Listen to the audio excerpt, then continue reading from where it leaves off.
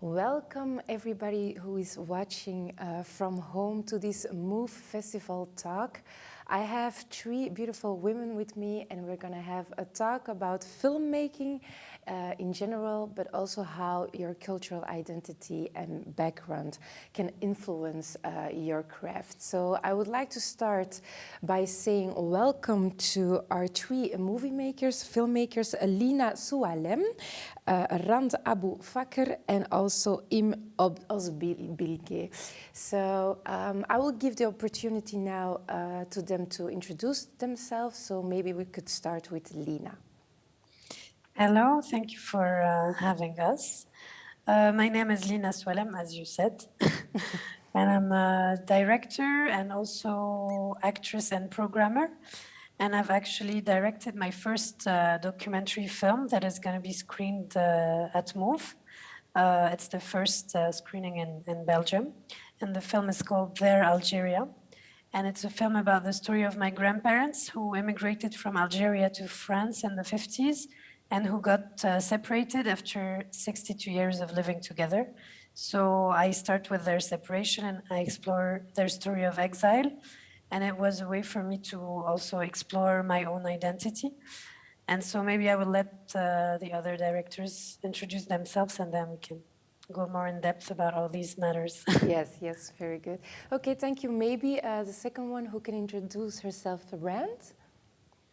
Thank you for having us. I am Rand Abu Fakr, and I'm a filmmaker. I have also background in music, as I studied music in Damascus, and I also worked a bit in production, and I perform in theater. So I've done in the past 3 years 2 short films, Braided Love, that speaks.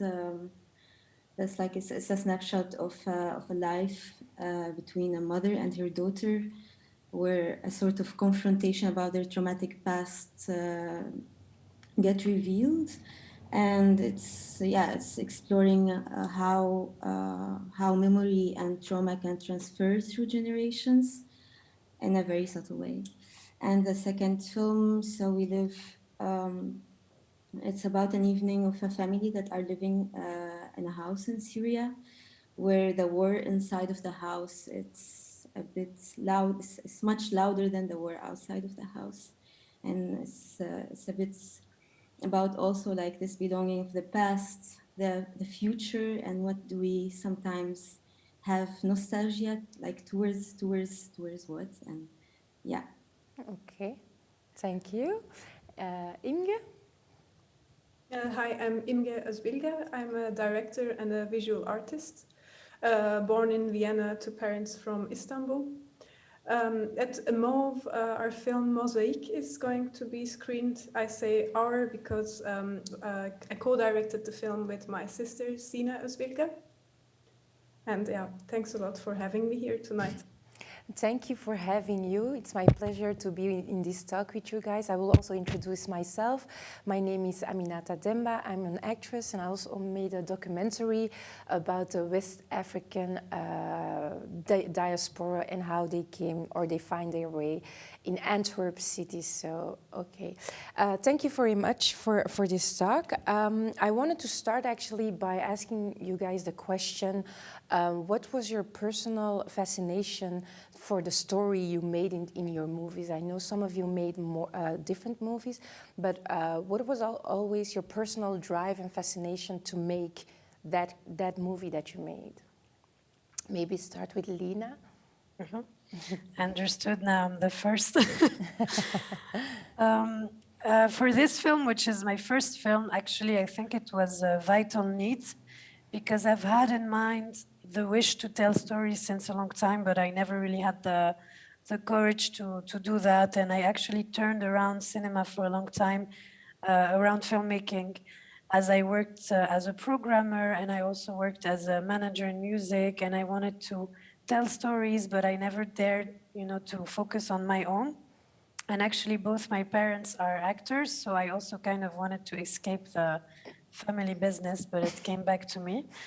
And yeah, this film was kind of vital because I learned 4 years ago that my grandparents were gonna separate. And I realized at this moment that not only I didn't understand anything about their intimate life and why they were separating at this time, and I realized that I didn't know anything about their story because they never told us their story as Algerians and their life of exile, and there was a lot of taboo and silence around what they've been through. And actually, I felt like it was the moment that I needed to reactivate their memory and to explore their memory, because I was afraid that they would disappear without passing on their memory to me, and it's part of what I am. And I felt like if I didn't do it at this moment, I would be blocked and I wouldn't be able to explore my path. I see Rand is nodding, so I guess she's Yes, agreeing. Rand, you're nodding. Is there Yeah. something that you recognize? Yes, of course. Yes, of course, but I don't want to interrupt Lina No, but first. you can go on. Yeah, yeah, because somehow, even if you're not searching for those memories, and even if you still don't know those stories, there are certain things inside of you in the way you do stuff and in the way that you, even it can reach your feelings, those memories that you don't know. So I understand also this urge to go search for them because they are somehow inside of you, even if you don't know them, because your like your parents were raised by your grandparents, so they carry also from them uh, yeah, certain ways of certain patterns, certain yeah, feelings. And so, what is for you the drive to make the movies that you made? For me, it's always something very personal and very yeah, it's always like a very personal question, or it's a very personal thought, or a research, something that's intriguing in me, that I feel like it's from my experience as a person. And then I always go back to memories also, what Lina was saying. I always go back to memories and start to grasp from it,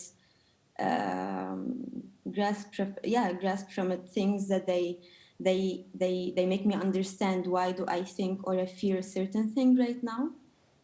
And I can also ask other people's about their own memories, and what can somehow, yeah, building a story is not, it doesn't come only from my past, but from a question that I ask to several people in order to understand how do we select our memories, because we're always selective according So to you do use your own personal, very deep personal experience, but then you try to make it as universal as possible. I bring it to an objective point of view. So I try to zoom out from it, because it's also, it can also be a research, you know, like this first glimpse is very personal, but then the process, it brings, you have to bring the story outside of you, because you have to make it objective Yeah. in order for people wherever they are, somehow, I hope, to understand it and feel it and reach the emotions. Okay, we're gonna talk later about understanding and what maybe is needed for that. But I also wanted to ask this question to Imge. So, what is for you the personal drive or the drive to tell the stories that you tell? I think it's generally a difficult question because it also changes from project to project. But what I forgot to mention is that I am an animation film director. So I think that's a pretty important difference from live action, is that I'm also very much busy with how I create the image. So besides telling a story, I'm also very much busy with basically drawings, because most of my films are also partially analog. Um, so sometimes my drive is basically just an image or a visual research that I have behind, or sometimes it's more story driven. So that's why it really depends on which project we are talking about. But particularly with Mosaic, related to my previous film, Camouflage, I realized, because Camouflage was set in Istanbul, and I realized when presenting the film here that there was still a big lack of knowledge about the Middle East's multicultural structure. And this was something that personally bothered me. And the drive in Mosaic was to bring a bit more awareness into a more diverse character choice in animation film, especially because I believe that in live action there is already more diversity, the way Middle Eastern characters are portrayed, but in animation I still find that very Orientalistic. And we wanted to break a little bit this Orientalism in the way we created our characters. Yes, then that brings me to my second question to you as directors. Do you feel like a responsibility to tell the story of your own backgrounds or where you come from in an authentic way? Do you feel it's something that weighs on your shoulders as filmmakers? Who wants to go first? For me, it's more than a responsibility. I feel like it's a kind of a duty. I feel that it's my duty because it's what I want to do and it's what drives me. But I think it's important also that other filmmakers don't feel that they have this responsibility or this duty because they come from a certain place, because sometimes there is also this weight that is put on directors from the Middle East that they have to talk about this and not that because this is what's going on now, and they cannot just do a comedy that is not political or, so it's also a lot of pressure from the outside world that is waiting for a certain narrative. And so I think the important thing is just to be able to tell your story and to be able to have your voice present along with all these other voices. And I think the problem today is that there is one type of voice that is put forward, and the others, usually they tell you, oh, there was already a story about immigration, oh, there was already a story, as if there is one story of immigration or one story of an Arab doing this or that, So it's, I think it's important for me, it was a duty because the life of my grandparents is the type of life that is invisibilized a lot or seen in a mass, like we all usually talk about immigrants in a mass or refugees in a mass. And so I just wanted to give them back their complexity and just to film them in their authenticity and feelings, even though sometimes feelings are contradictory, and to show that it's not just one path, but many paths. And all these individual memories compose our collective memory. So the more stories we will have, the more our collective memory will be representative, I think. Yeah. Yeah, for me also, like my story is not only where I come from.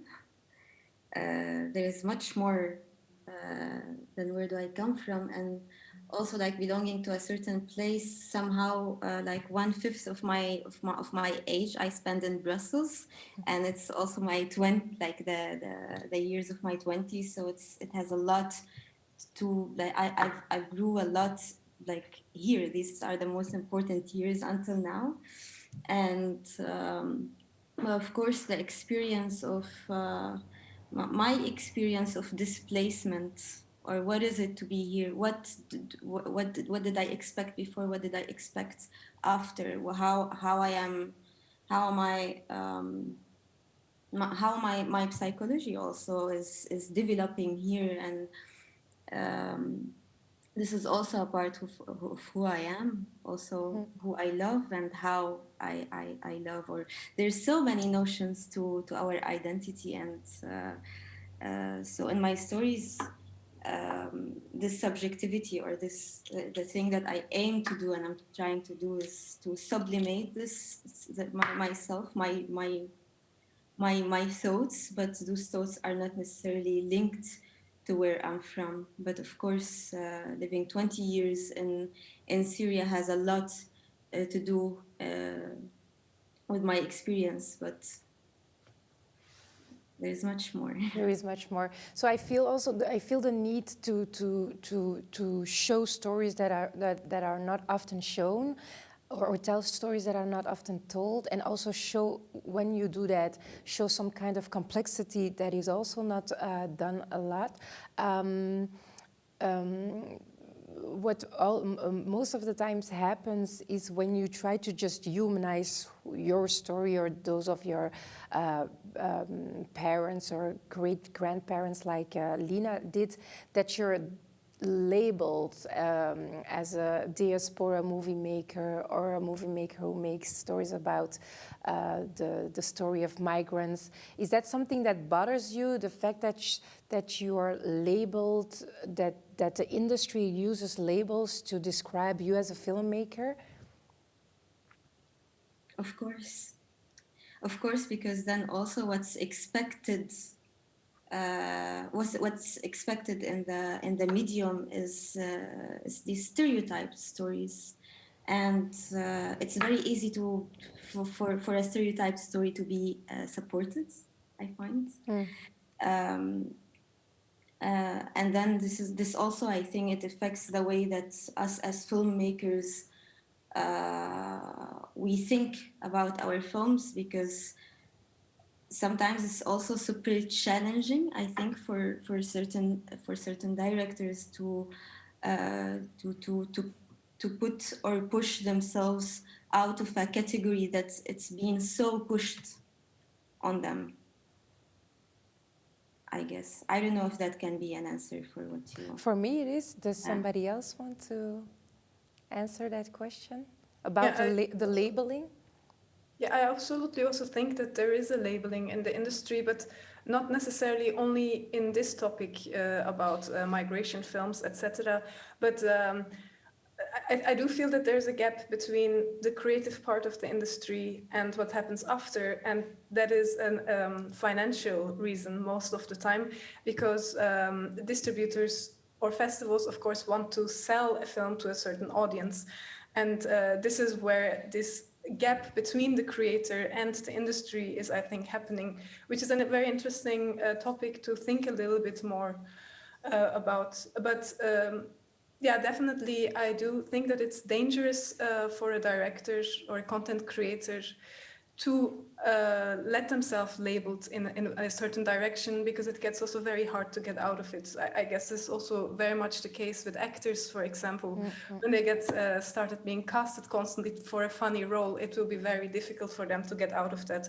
So I believe for younger directors, it is important to maybe at the beginning already in their career to experiment a bit more with different directions, unless it's of course a choice to go on a certain But direction. isn't that also like a machine that's bigger than you, that you sometimes don't have under control, like how institutions just or the media just talks about you? That's sometimes bigger. You cannot always control that. So is it controllable, or do you have like suggestions where the industry can do better or different? I think it's not controllable, because like if a journalist does an interview, you can say what you say and then they interpret it their way, because it's their subjectivity also in how they understand. And of course you cannot check what they will publish, because then you also don't respect their work. So sometimes it's a bit complicated when they misinterpret. But I think the main thing is, like, you talk about institutions, and for me institutions are made by us, by women and men. And so it's also always important, even though the institutions seem to not be able to evolve, to always be able to question and talk between each other. And that's why, for example, I'm part of a collective of women filmmakers from the Arab world and diaspora. We're still a small collective trying to build itself and then to open up when ready. And the mere fact that we are just calling ourselves a collective and meeting from time to time gives us a lot of strength to, like, between us, rethink of what are the obstacles that we face, what are the challenges that we face, what are the privileges that we have because we all have been able to do a film, what about those who haven't been able to do their films. And so, like, I think the most important thing is to be able to talk.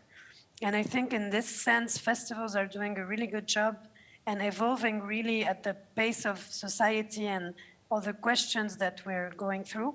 but maybe funders and distributors are not moving towards this. So I guess it's also our role to impose these conversations, you know, and the work relationships. Yes.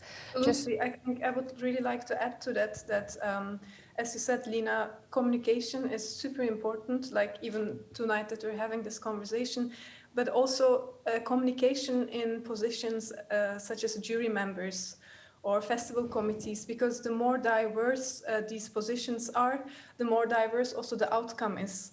And therefore also more diverse the view on how films get selected. And then this is also being broken more, I believe. Yes, I wanted to maybe zoom in on the experience you had in the industry, positive or negative, that can show the dynamics that are there that for you maybe can change in the future.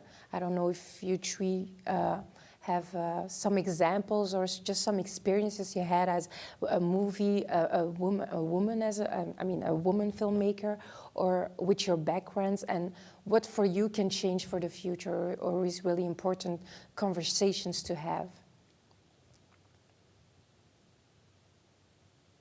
Who wants to start? Who wants to start?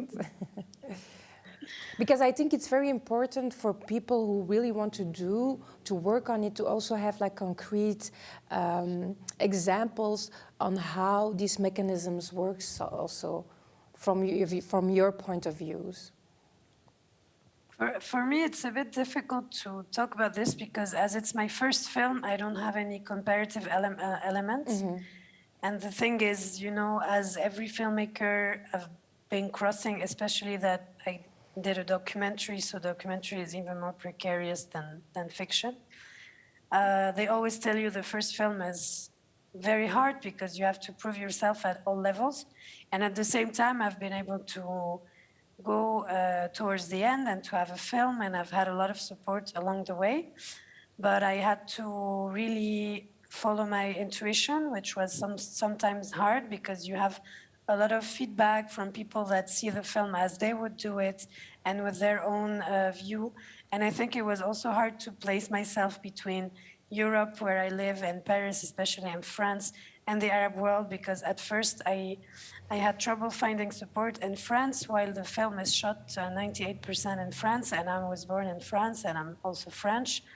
And I had more support in the Arab world that wanted to support diaspora. So it was a bit contradictory, and it was hard to find my place. And at the same time, in France, it was hard also because there are so many filmmakers, and there's so much cinemas that the competition is higher. And at the same time, I found my way, you know, that's also because I found people that have gone through the same experience that have guided me on how to present my project here and there, and how to never give up, and like telling you that your film will always find a place somewhere. And it's not because one jury or one fund said it's not good or it doesn't correspond or it will not interest anyone, which I got that from one fund, that it will not. And I think it's just, you have to learn to take distance and to keep your intuition flowing. But it's hard when it's your first film because you also doubt yourself, and you sometimes think maybe they're right, maybe I won't be able to do it. But you always have to stick to those that support you. And I was lucky to have a producer and have a great team that supported the film until today. So maybe Rand, who can... I wonder which sort of stories actually or which sort of examples I would give, because it can go on a media level, like how you're promoted or how media speaks about you if you get inside of a festival, because most of the time the titles are super catchy and a bit kitschy. And what are like the examples of these kind of topics? Like, for example, being called Belgian Syrian when you get inside of a festival, out of a sudden, for like if you get a bit of recognition, then you're then you're labeled as, I don't know, Belgian Syrian out of a sudden. You know, I still have the refugee identity card on me, yeah, the way that, for example, there was some reviews also on the film where they would or they would invent certain stories just because of the film. That it's because in the film I'm suggesting a war around, so they start some journalists, they start to write more than the story itself to make it more more like more interesting for the media and more stereotypes.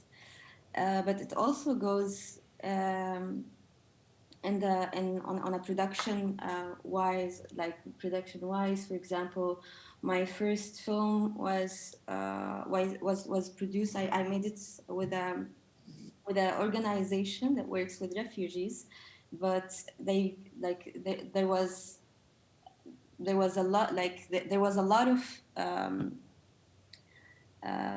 agreements on the fact that this film is not going to be labeled, and at the end it's really difficult to get out of being labeled, because you make it also in this sort of organizations that's working for refugees. So even if you're making an artistic outcome, somehow you and your artistic outcome comes out as the art piece of a certain organization. So you're instrumentalized. Instrumentalized, yes. Yes. So yeah. Or changing changing certain titles of certain screenings. It's always about the image, it's a lot about how you're promoted and how they communicate about you. Since the top, I would like to, Imge, yeah, sorry. yeah, I would just like to add something critical. Um, actually, even the fact how we are like grouped tonight, it's not something that I see for the first time. And that's also what I mean with diversity. I think if we have this conversation, it would have been very interesting to also have a native Belgian director with us, for Totally, example. yeah. That we're really actually in a communication, because like this, I feel like we very much agree with each other and we stay in a monologue. And we had the reason why I want to bring this up is we had a very similar situation during the Leuven Film Festival. And there was a panel talk for female directors, and we were talking about issues that we are having, but actually the people we needed men, and not just men who were like against female directors, but also men who agreed with us. So I think we just have to have more communication. And I just see it very often that whenever there's a topic chosen, it's most of the time more people from a certain background, or people who will agree with each other. So I believe we need more diverse communication with each other. Yes. So now, I don't know if it's because Lina is in France, but I know here in Belgium the topic of representation and inclusivity is very big, and you see like all kinds of organizations jumping on it. It's a good thing, but do you feel that there is also a danger in how you're just grabbed and instrumentalized because of that? Because that's also a bit what I've heard from Rand. Yeah, absolutely. I think we come back to the same thing that we were talking about as being labeled with a film in a certain direction. And also, I'm personally not pro this like female directors thing, for instance. I think if we're talking about equality, we should come to a point where it's not really an issue anymore that you are a female director, for example. Mm-hmm. But the talks are because it's still an issue. It's still an issue, and there is still no equality. But I do agree with you that actually we do need men also on the table to have that conversation, because we have to do it with the men in the industry, of course. Yeah. But I wanted to go deeper on the question I just asked about representation and inclusivity. Is that something that you as directors are busy with, or and the fact that maybe you are labeled as does it takes away your freedom to just be the filmmaker that you wanted to be, or you're aspiring to be? I don't know if my question is clear. I guess it doesn't matter from what your background is, which kind of movies you make. There is always certain things in the industry that will label you. I'm sure this is also the case with non-migrant backgrounded directors, etc. And I think this is a fact. And the most important thing is what you do with it as the creator.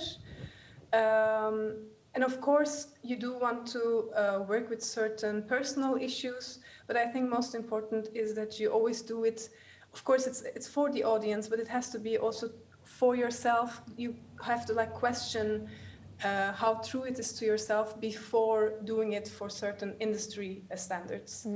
So I guess there we all have to stand pretty strong as directors in that sense. Yeah, that's what I meant by intuition, because sometimes you are really lost between what your instinct is and what your gut is and what people are expecting. And it's really important to stay true and focused to what you really feel. Even if you fail, I think we have the right to fail, and we have to accept that we can't fail and we don't have to satisfy everyone. But if you don't follow that gut, and it's hard to it's easier to say than to do, because at first when you do a first piece of work, you don't know yet what kind of artist you are, what kind of filmmaker you are. You are discovering it while you're doing it. And if anyway, you discover it like during your whole life. So even if you are labeled, it doesn't mean anything, because you're always evolving. And I think we can also play with these labels, because sometimes it can help and sometimes not. So we have to also. I think for me, it's difficult to. Of course, I'm very critical, but at the same time, I know that I'm privileged compared to many others, because also I was born in France, and so I have this chance, not as my parents or grandparents, to be part of the French society with a passport since I was born. But at the same time, I always have to prove that I'm French, because they always bring you back to your background. Or when you want to talk about your background and say I'm also this and that, they bring you back to the fact, no, but you are French. So you can never fully live your multiple identities. And I think that's why for me now, I navigate between all this. And the most important thing for me is to be able also to help those that don't have the luck to navigate and that are stuck.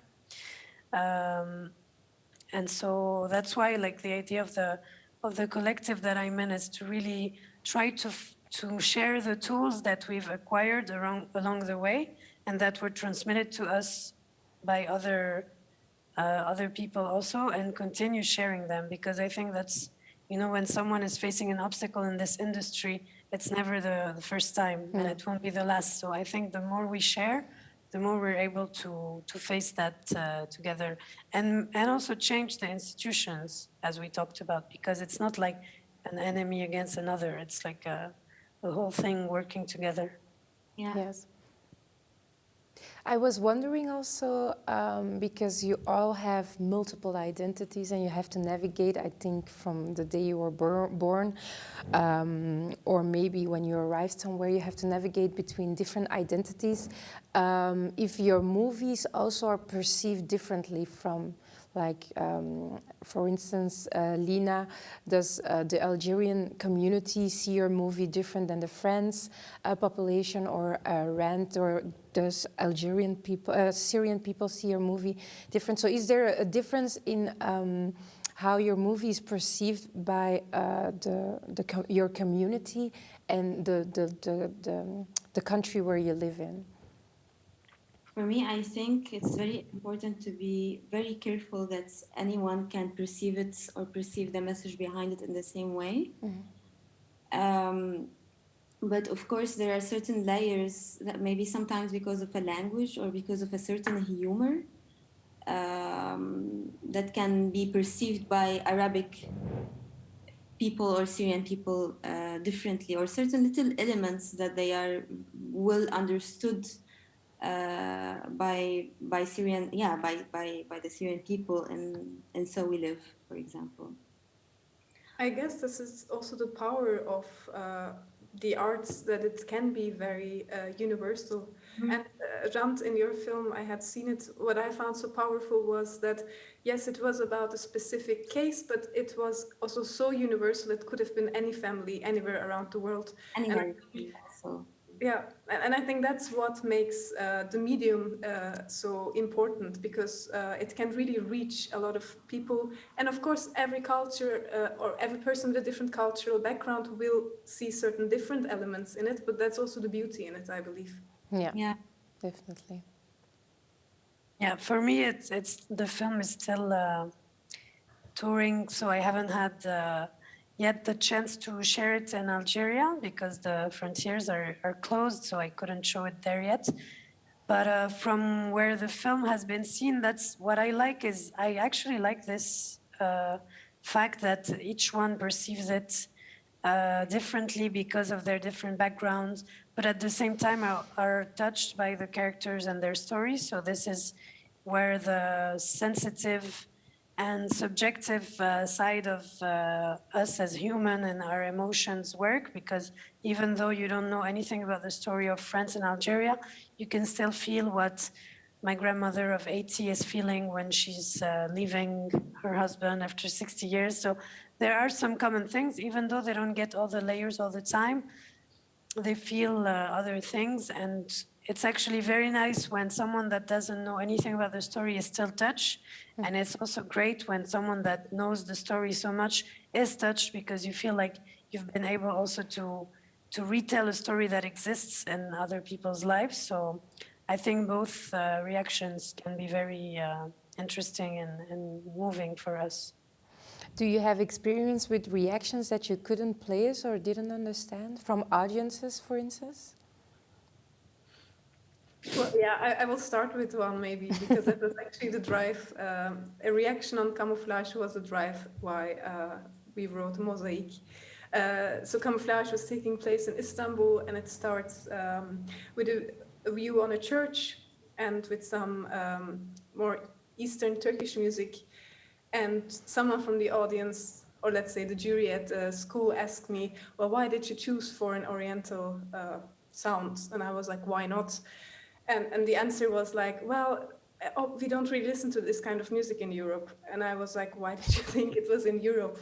And the person who asked that thought the film was taking place in Europe because she saw a church. So yeah, there are churches all over the world. So I guess that was really like a very surprising moment for me, which sparked the question that, okay, we have to talk more about multiculturality in the Middle East. Yes. Do you feel like there is still, on the view of people or the people who watch your movie, there's still this a stereotypical projection on what you're trying to say or tell? Do you have that experience with your movies? Mm,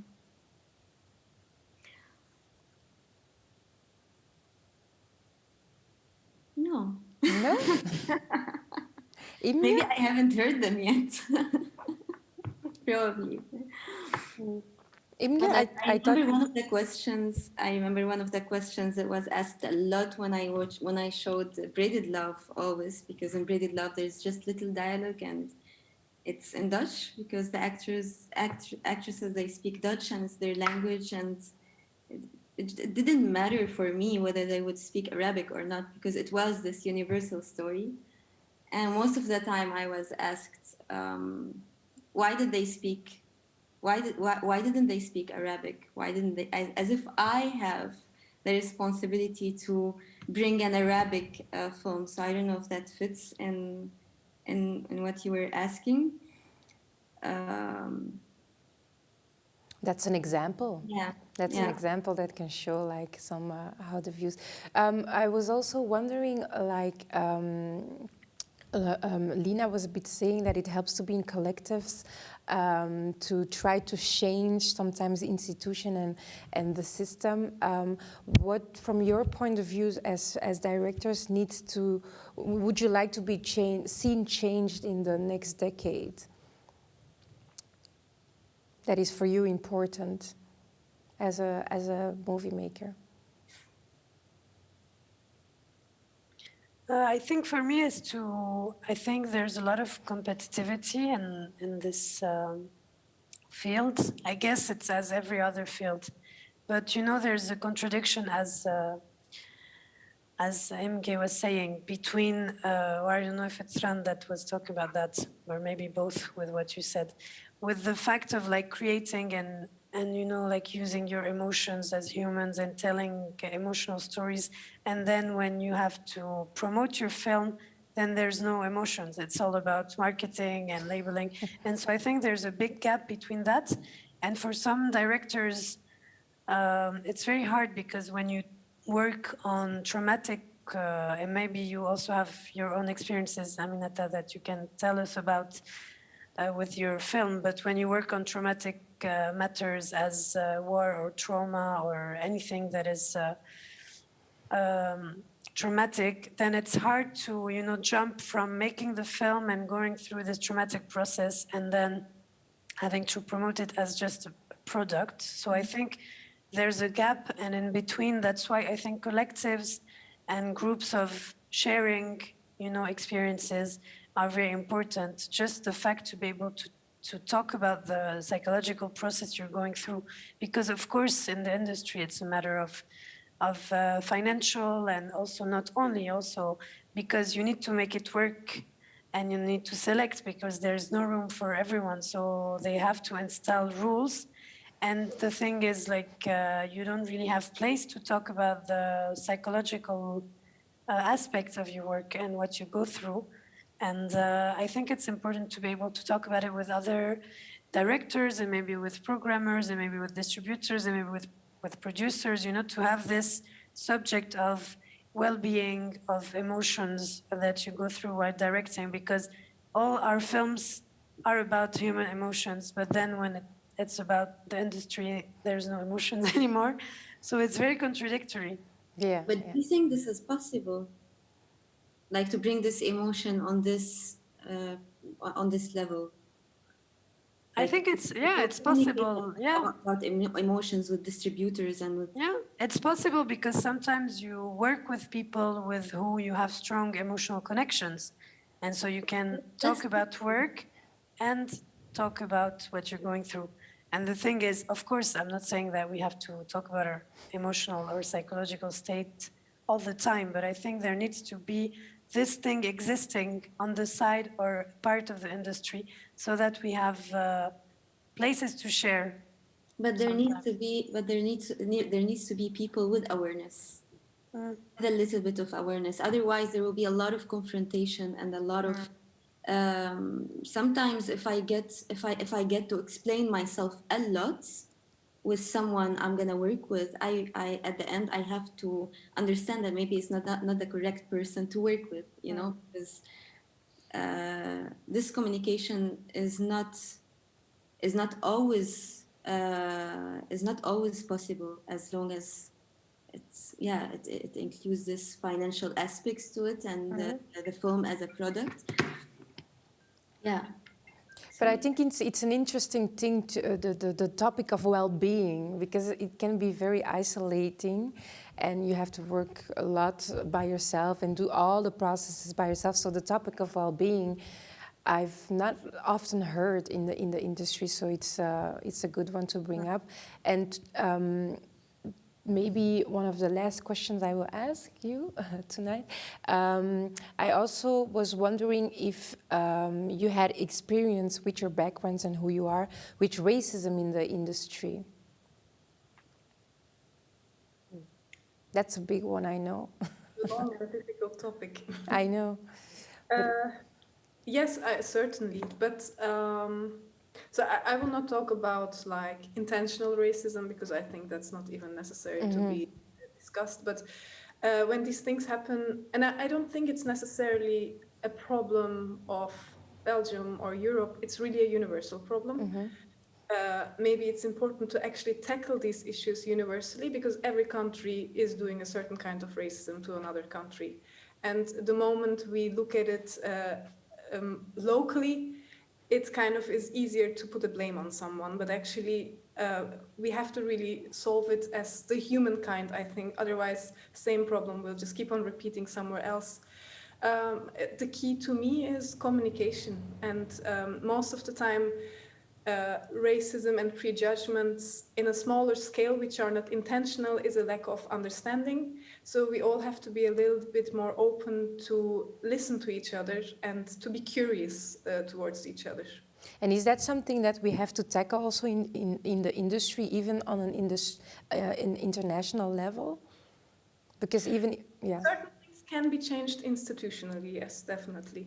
And with that, as I said before, bringing more diversity into jury members, people who have certain power positions, the more diversity we have there, the more empathy we also have to different stories. I don't see a 60-year-old man necessarily relating to a 20-year-old girl's abortion story. And this is not meant in a bad way, it's just the case. And if you have three people from the same age and background sitting, obviously they will not choose to see this story as important. So it's really about diversity, I believe. Yeah. Yeah, and I think there are some initiatives that are already existing and put in place. When you see in Berlinale and the EFM, which is their industry markets, they have the programmers of color, and they're doing really important panels to talk about diversity and inclusion. And there are many collectives. Also in the US, I think they have a collective called Brown Girl Doc Mafia, and there's many things that exist, and I think it's good that there are so many things because each person can also find her or his place in all this. And as MG was saying, yeah, communication is key to keep on sharing, you know. Yeah. And not being afraid also to talk about the challenges. Yes, and I think the examples that you just gave are also good examples to see how we can implement in every country or in every continent, like the best practices, how we can use it and just keep on having dialogue about it.